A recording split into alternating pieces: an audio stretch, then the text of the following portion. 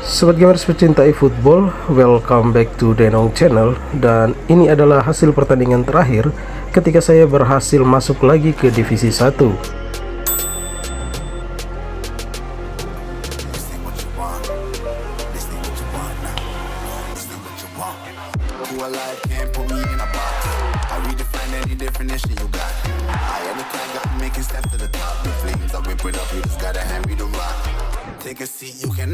Dan kalau kita lihat dari hasil pertandingan di sini, di mana win rate yang saya peroleh ke divisi 1 ini adalah di 63%. Ya, ini not bad lah. Dan kalau kita lihat dari jumlah pertandingan di sini ada sekitar 56 kali bertanding, di mana 35 kali bertanding saya memperoleh kemenangan, 10 kali draw dan juga 11 kali kekalahan.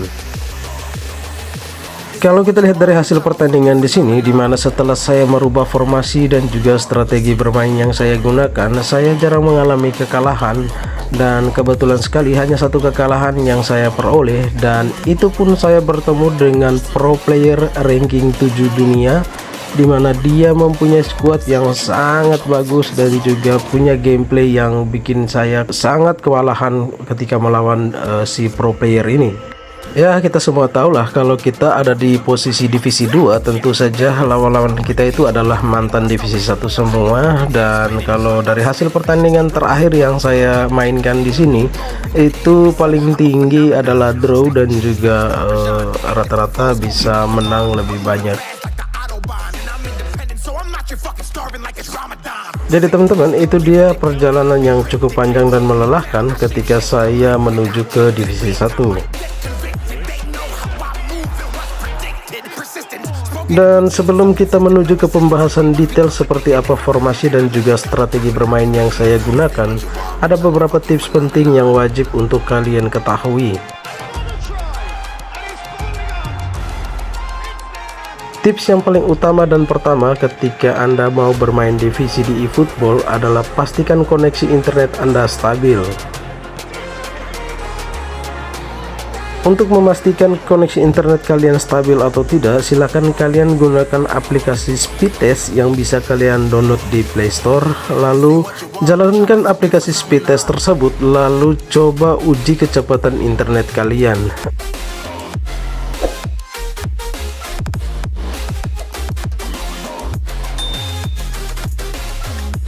Di situ hal yang paling penting untuk kalian perhatikan adalah pada berapa hasil dari pingnya. Biasanya rekomendasi terbaik adalah pingnya 15 ms ke bawah. Sebetulnya ping 30 ms ke bawah itu juga sudah cukup baik untuk kita bermain game online, tetapi tetap rekomendasi terbaik dari saya adalah pingnya di bawah 15 ms. Karena semakin kecil hasil pingnya, maka permainan Anda akan lebih bebas hambatan, dalam artian kalian dapat bermain dengan tanpa gangguan dan juga waktu respon yang ditimbulkan dalam permainan game online Anda akan lebih cepat. Tips yang kedua adalah gunakanlah formasi yang seimbang, baik itu dalam menyerang maupun di dalam bertahan. Dan berikut ini adalah beberapa rekomendasi formasi custom yang biasa saya gunakan ketika saya bermain di divisi, dan juga sangat rekomendasi buat kalian semua, antara lain 4-3-3 custom, 4-2-1-3 custom, 4-1-2-3 custom, 4-1-4-1 custom, 4-2-2-2 custom, dan juga 4-3-1-2. Itu dia teman-teman rekomendasi formasi custom yang biasa saya pakai ketika bermain di divisi.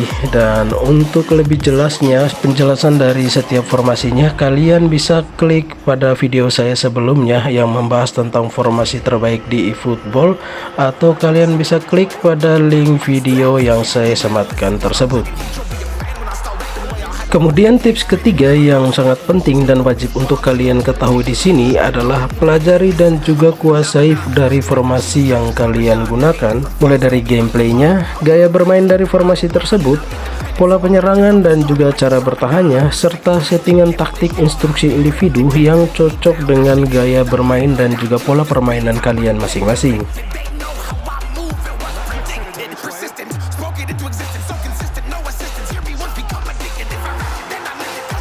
Itu Itu dia teman-teman, beberapa tips sederhana dari saya yang cukup efektif dan wajib untuk kalian ketahui sebelum kalian push divisi di eFootball.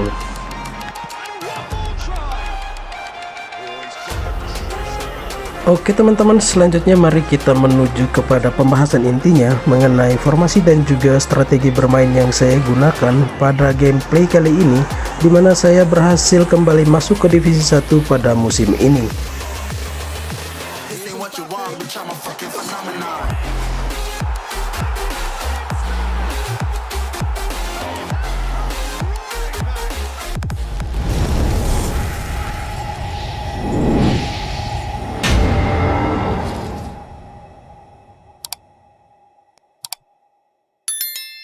Langkah yang pertama, mari kita lihat seperti apa formasi yang saya gunakan kali ini.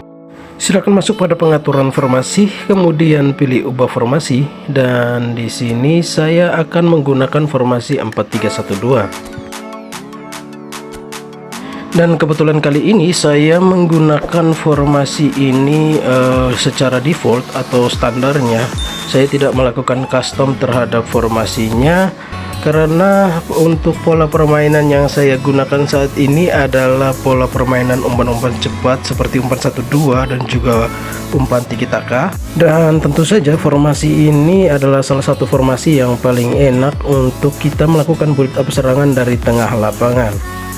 Selanjutnya mari kita lihat seperti apa susunan pemain yang saya gunakan pada formasi ini.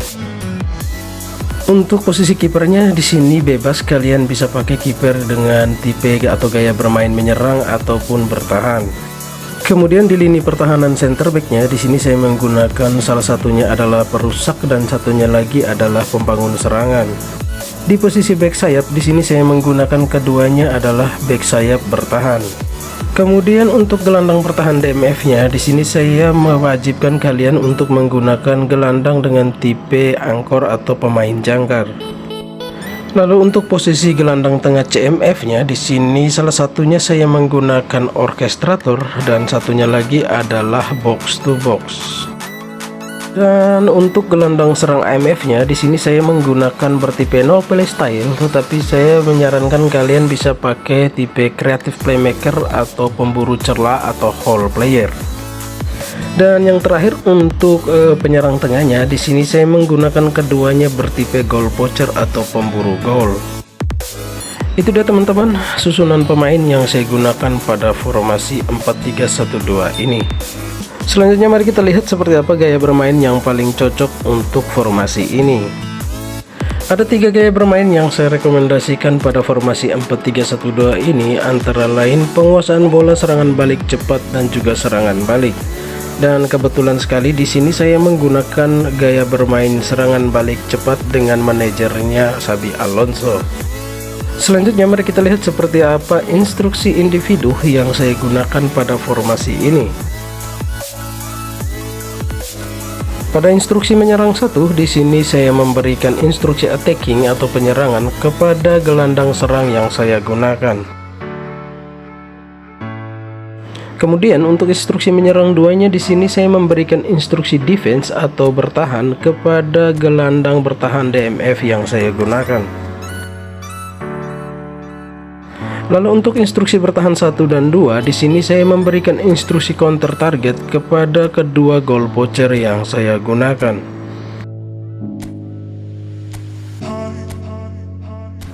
Ini adalah taktik instruksi individu opsi pertama yang biasa saya gunakan dalam melakukan penyerangan, dan untuk opsi lain dari instruksi individu ini adalah pada instruksi bertahan 2 saya biasa menggunakan instruksi deep line atau lini dalam kepada ketiga gelandang DMF dan juga CMF yang saya gunakan.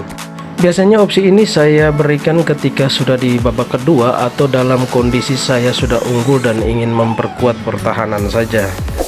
Itu dia teman-teman, ada 2 opsi settingan taktik instruksi individu yang saya gunakan pada formasi 4-3-1-2 ini.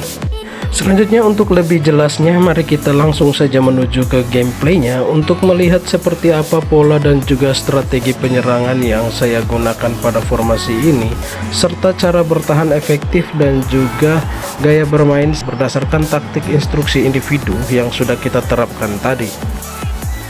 Yang pertama, mari kita lihat pola dan juga strategi penyerangan menggunakan instruksi target serangan balik atau counter target strategi.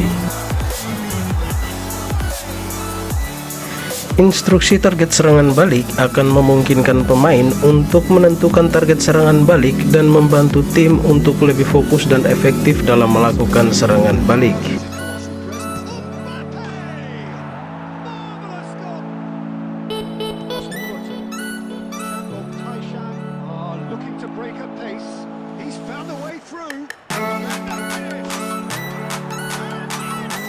Jadi instruksi target serangan balik akan berfungsi dan bekerja ketika tim kembali menguasai bola dan mereka akan berupaya mengatur waktu dan juga pola permainan sehingga dapat melakukan serangan balik dengan lebih efektif.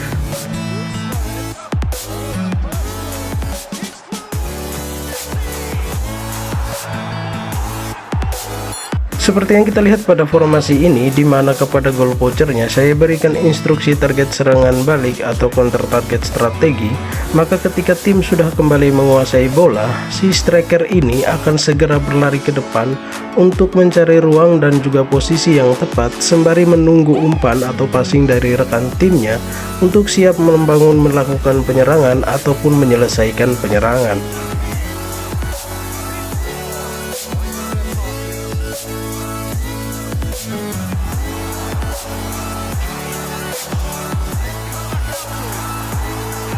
Saran saya untuk pemilihan penyerang tengah atau goal poachernya, gunakanlah goal poacher yang memiliki skill dan juga statistik yang baik seperti kesadaran menyerang di atas rata-rata, speed dan juga akselerasi yang baik, keterampilan mengontrol bola, dan juga kemampuan finishing yang sempurna.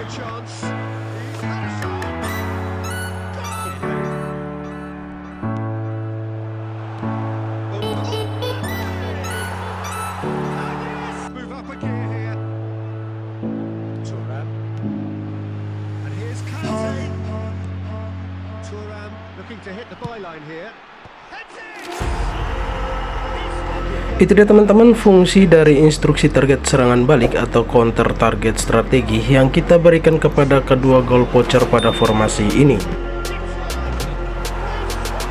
Selanjutnya mari kita lihat seperti apa pola dan juga strategi penyerangan menggunakan gelandang serang AMF.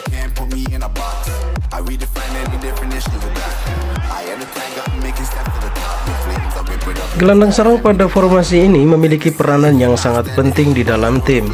Mereka akan berperan sebagai penghubung antara gelandang dan juga penyerang, dan mereka juga harus dapat mengatur tempo permainan dengan baik, seperti mengumpan bola kepada penyerang dan juga terkadang mereka turun membantu di bagian pertahanan.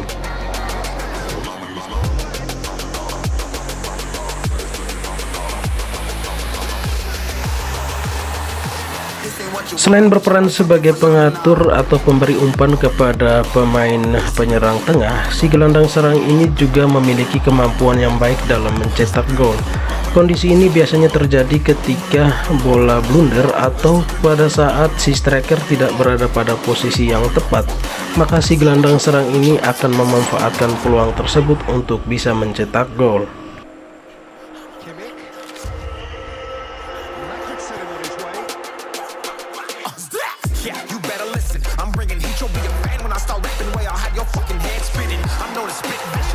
Pada settingan instruksi individu di mana gelandang serang AMF di sini saya berikan instruksi attacking atau penyerangan, maka ketika tim sedang melakukan penyerangan, maka si gelandang serang ini akan selalu naik untuk siap membantu membangun serangan ataupun menyelesaikan penyerangan ketika mereka memiliki kesempatan.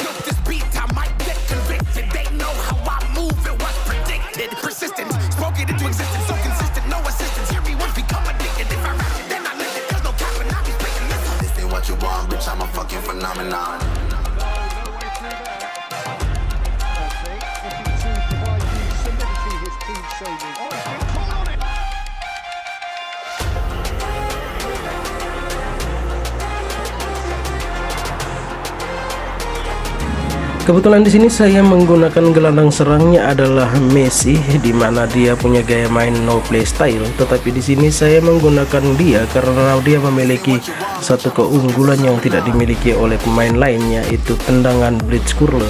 kalian bisa memanfaatkan skill tersebut untuk bisa menciptakan peluang gol dari luar kotak penalti.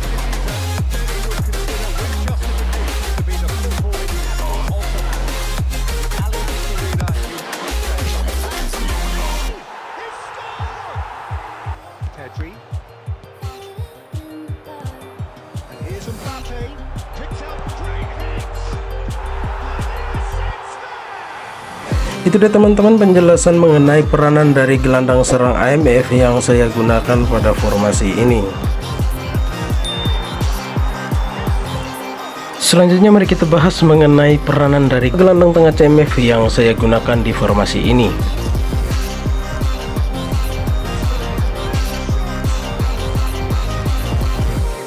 Kalau kita lihat di sini, di mana pada formasi ini kedua gelandang serang yang saya gunakan adalah bertipe orkestrator dan juga box to box. Menurut saya itu adalah komposisi yang paling seimbang yang saya rasakan selama bermain di divisi. Di mana kedua gelandang tengah CMF ini memiliki peranan yang sangat penting di lapangan, yaitu sebagai pengatur arus serangan dan juga pengatur tempo permainan dari area tengah lapangan. Seperti yang kita lihat pada gameplay berikut ini, di mana orkestrator adalah pemain yang lihai menciptakan ruang untuk terjadinya assist ataupun gol.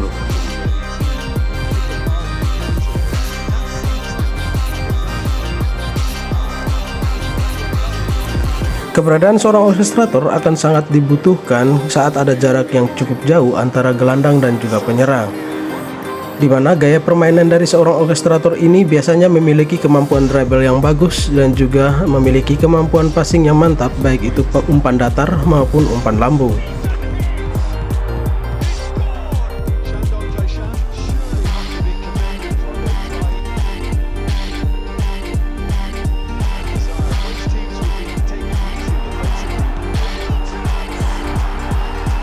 Sedangkan box to box adalah gaya pemain yang paling aktif. Dia akan mengambil peran dalam kotak penalti lawan saat sedang menyerang dan juga mundur hingga ke kotak penalti sendiri saat tim sedang dalam keadaan bertahan. Jadi box to box adalah salah satu pemain yang memiliki kemampuan yang seimbang, baik itu dalam hal menyerang maupun di dalam hal bertahan. Dan biasanya pemain dengan tipe ini memiliki kemampuan yang mumpuni dalam hal stamina, kemampuan mengontrol bola, melakukan tackle, dan juga terkadang melakukan tembakan ke arah gawang lawan.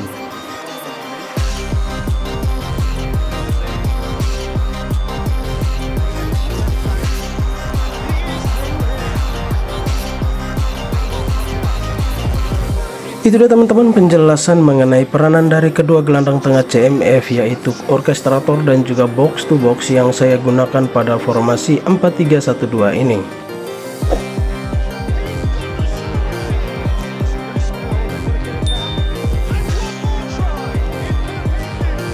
Selanjutnya mari kita bahas tips bertahan efektif menggunakan formasi 4-3-1-2 ini.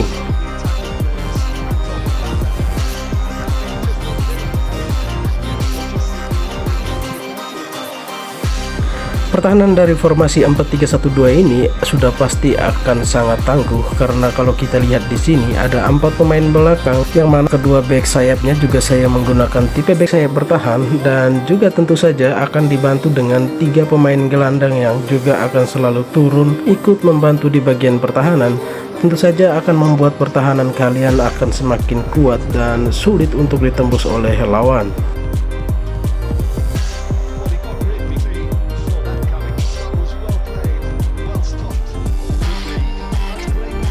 Dan pada settingan taktik instruksi individu, di mana di sini gelandang bertahan DMF-nya kita beri instruksi defensif atau bertahan, itu artinya pada saat tim sedang melakukan penyerangan, maka gelandang bertahan DMF ini tidak ikut naik menyerang, tetapi dia akan selalu tetap berada di posisinya mengantisipasi serangan balik dari lawan.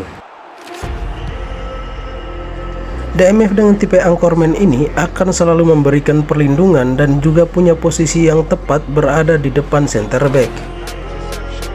Pemain dengan tipe ini akan menguasai lini tengah antara pemain bertahan dan juga pemain gelandang.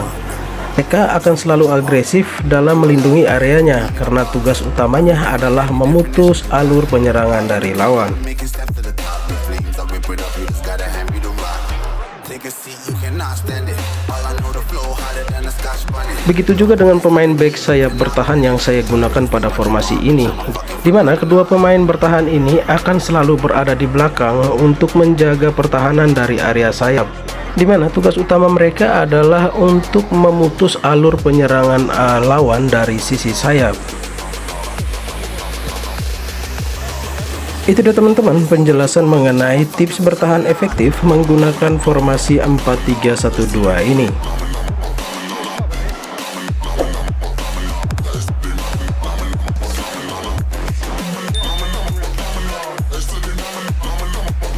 Dengan demikian maka usai sudah penjelasan lengkap saya mengenai formasi 4-3-1-2 ini, di mana formasi ini yang membawa saya hingga lolos ke divisi 1.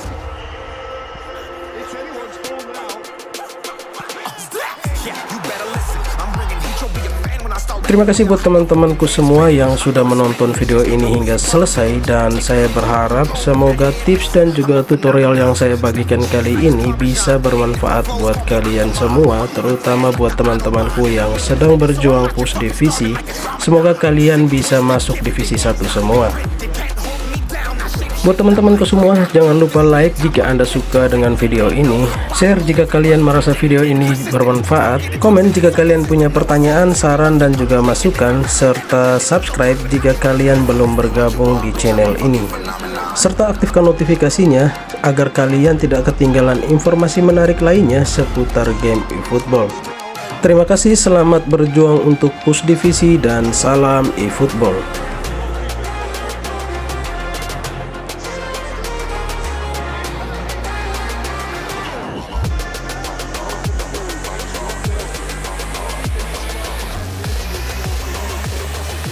This ain't what you want, bitch, I'm a fucking phenomenon.